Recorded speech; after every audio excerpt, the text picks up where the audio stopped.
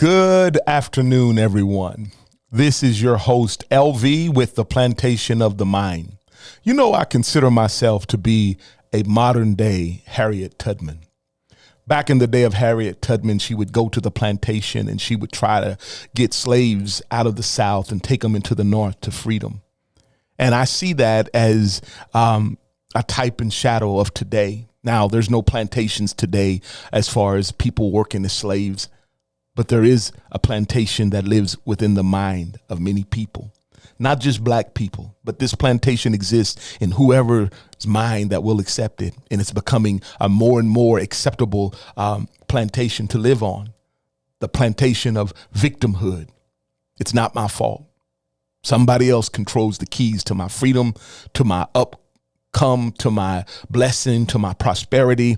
And until someone else says it's okay, I can't win. I can't be prosperous. I can't be blessed. I can't make it because the system, injustice, racism, police brutality, everything is stacked against me. And this is a plantation of the mind. It is a way of seeing, a lens we look through that tells us you can't. Why try?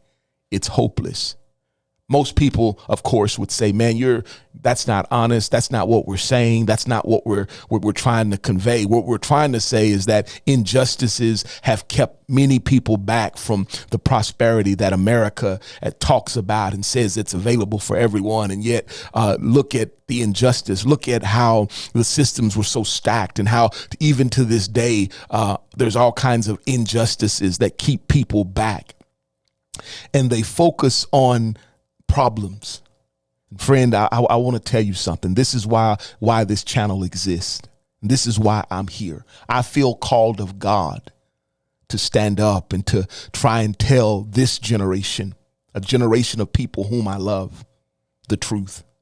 And the truth is, black culture did not win in the day of slavery, Jim Crow South. Black culture won because they did not look to the problems. They did not allow another man or a system to be greater than the God they served. You see, black culture was all about faith in God. Man was not the final say. A human being did not have the final authority over black men and over black culture. God did. And they believed strongly in God through his son, Jesus. And then family.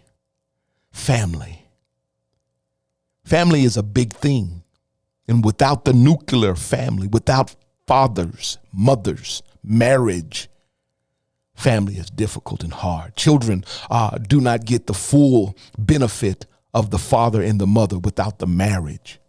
Now, I know many men are in the lives of their children and many women are in the lives of their children, but there's something about the nuclear family intact, a husband, a father, a wife, a mother in one house under one roof. Family was a big deal. And many people, well, back in slavery, we couldn't have family. They broke us apart. They broke up the family. They talk about family, but you broke up family. Listen, you cannot win by giving excuse in shade for bad behavior and for the breakdown. If you sit and say back in 1920, this is what was happening. Friend, we don't live in 1920. We live in 2026. It's a new day. No one is stopping you from being in the same house and in the same home with your children today, but a man and a woman. Now, also, hard work had a strong work ethic. People will say, well, it's because they were made to work hard.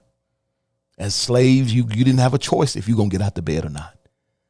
And this is the issue. They worked hard. They done all of that. And what did it get them? Beat, lynched, killed.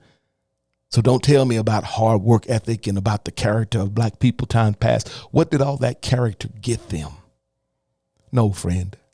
That character got me and you the liberty and the life we live today. We stand on the shoulders of giants.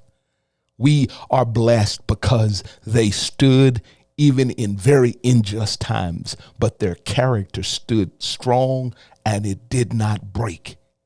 Their character stood, and that is what brought us to freedom. It wasn't civil rights bills. It wasn't Dr. King or Lyndon Johnson or JFK. It was the character of black people that caused a generation to say something has to give. It is unfair how these righteous and good people are being treated, and people's conscience was woken to the character of the black community, and the character set them free. Yes, laws and all of those things happened, and all of that was a part of it. But don't ever run past the fact that it was the moral character of a community that set our ancestors free and the God they served.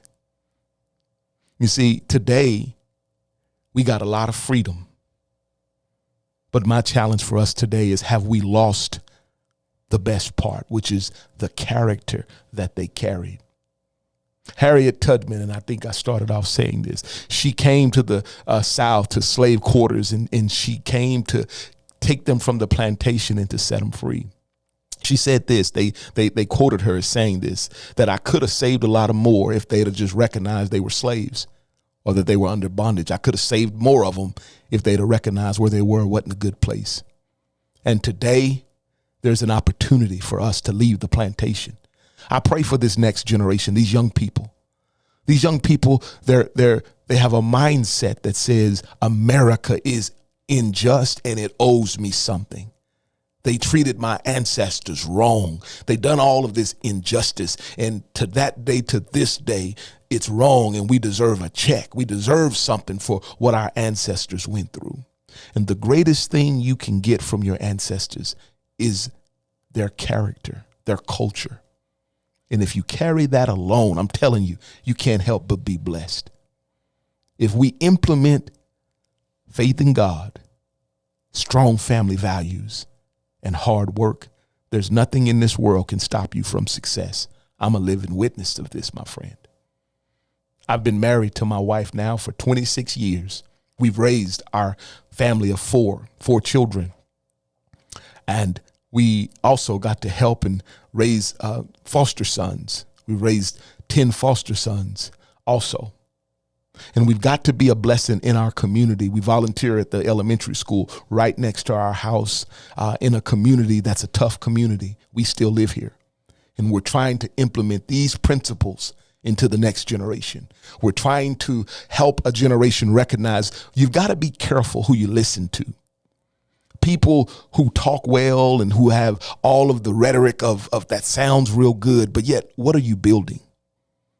Are you building the very thing we need? Family, home, business, showing people how to do the very things you say needs to be done. And it's time for the elders and for those that have lived to stand up and to bring their voices back to the market, to help a young generation recognize that this world don't give you nothing for nothing, friend. Don't care what your grievance is. Don't care how bad your ancestors or somebody else been treated. You got to get up and go do something with your life. And you can't keep talking about something for nothing. It just doesn't work in this world. Don't care what you're old or what your ancestors were old. What are you doing with your life? What are you doing with your gift and with your talent? Leaving the plantation of the mind is the greatest thing I ever done. When I quit listening to people tell me I can't and tell me why I can't, give me good reasons why it just won't work for you. And I took my ideas and I took my faith, my hope, my gifts to the market. And I found out, man, people were lying to me. There's plenty of people out there that will let me live and let me walk in a blessing because of the content of my character, not the color of my skin. And when I got over that lie and I left that plantation, many doors opened for me. And friend, I know God, and I know the doors can open for you. No matter what you're going through, it's possible. I get to volunteer at the county jail of my county. I go there and I talk to men, and I get to challenge them on their lives, on their future, and on an open door and what's possible. And I get to see some cases of change. And that's the challenge, is to not allow hustlers to peddle to us just problems with no answers. Show us all of the problems and tell us if we vote for them, if we'll elect them, if we give them $1, then they're going to go advocate for us.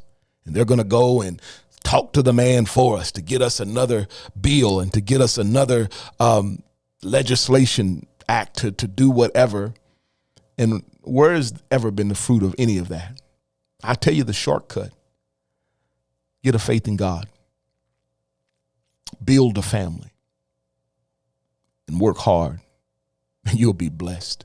This is Elvie with the Plantation of the Mind. Just wanted to come on for a brief minute and just give you that. And I pray that we can have a conversation. I want to talk about these things, in particular to young people. People that maybe you think differently than me, and I don't want to put you down or just argue and call each other's names. I want to be very respectful to this generation because I believe it's a plantation mind. I believe it's something that we have to be one from, that we have to be open to the fact that maybe the information I've gotten has not been the best for me. And I need to reconsider how I see and the lenses I look through. So please, if you have not yet, subscribe to this channel. I want you to be available. When we have a conversation, I really want to have a conversation with you and for you to respond. And so God bless you on today, and I hope to see you again soon. This is Elvie with the Plantation of the Mind.